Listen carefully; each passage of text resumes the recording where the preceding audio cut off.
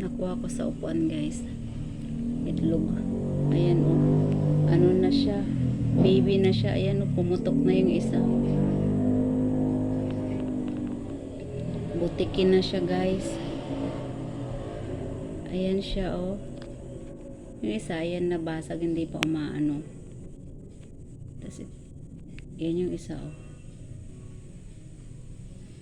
Pumutok na siya mag-isa dyan sa ano. Sa daspan.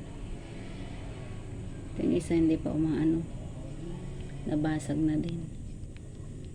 Ayan siya o. Nagpapaano pa siya saka siguro siya gagapang.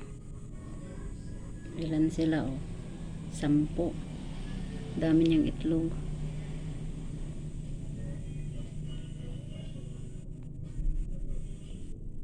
Sa isang itlogan dami ha. Kaya pala ang bilis nilang dumami guys. Kasi dami niyang itlog.